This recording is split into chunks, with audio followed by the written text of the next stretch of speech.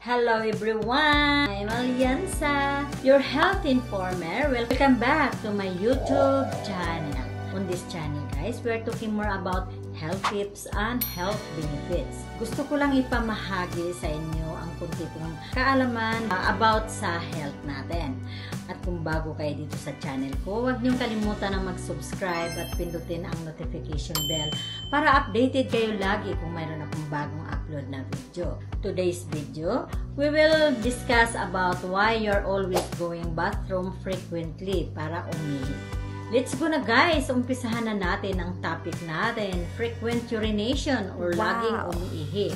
Ang frequent urination means having the urge to pass urine often.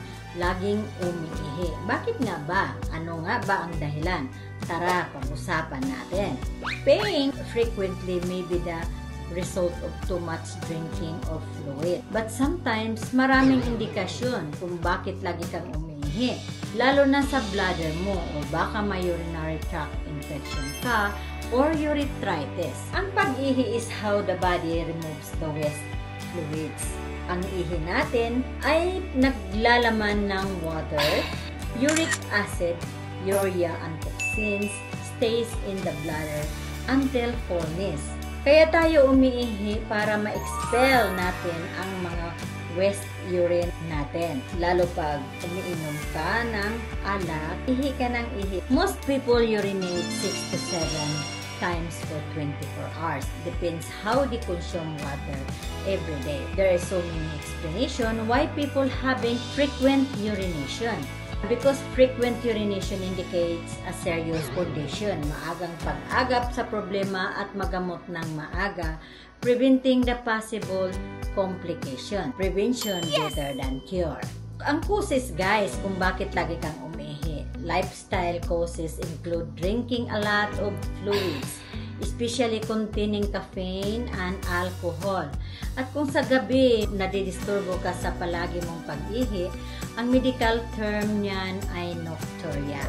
May mga underlying problem ang frequent urination, include kidney or ureter problems, diabetes, and prostate glands problems. Other causes are urinary tract infection, urethritis, pregnancy, a tumor or mass in pelvic area, urinary tract stones, certain medication like diuretics, radiotherapy, sexually transmitted disease, at neurological problems. Yan ang mga causes ng laging umiihi. Ano nga ba ang mga symptoms guys ng laging umiihi? Umiihi ka palagi kahit hindi ka umiinom ng marami. Abdominal pain, urinary incontinence, nocturia or frequent urination at night, painful urination. When to contact a doctor? Kung nakaka-apekto na sa daily life mo, kailangan mo nang magpatingin ng doktor. Or there is pain or discomfort pag umihi ka. Loss of bladder control, yung hindi mo na mapigil ang ihi mo, difficulty urinating, pain in the lower abdomen, increased thirst, fever, nausea, or vomiting. Frequent urination underlying condition din ay kidney infection. The treatment doctors advice was bladder training, like monitoring fluid intake. Involves how to train the bladder to hold urine longer. Explain sa iyo ng doktor kung paano ka mag-bladder training. Ano naman ang prevention guys? Consuming a balanced diet and maintaining an active lifestyle can help moderate a person's urine output.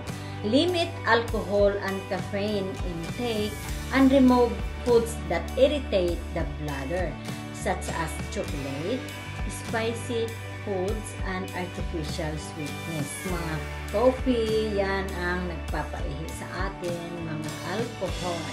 A healthcare professional can diagnose any underlying health conditions and prescribe an appropriate treatment. Yan ang mga kailangan natin gagawin kung bakit ka umiihi. So, lagi kang umiihi, so marami ka ng ideas kung ano kaya ito. So, kailangan magpatingin ka na ng doktor. Hanggang dito na lang guys ang topic natin. Sana may napulot kayong aral dito sa video natin today. At kung bago pa kayo dito sa channel ko, huwag niyong kalimutan na mag-subscribe at pindutin ang notification bell para updated kayo lagi kung mayroon akong bagong upload na video. At kung may gusto naman kayong itanong dito sa topic natin ito or any health issues, mag-comment lang kayo below. Prevention is better than cure. Remember guys, health is wealth. Bye guys and God bless.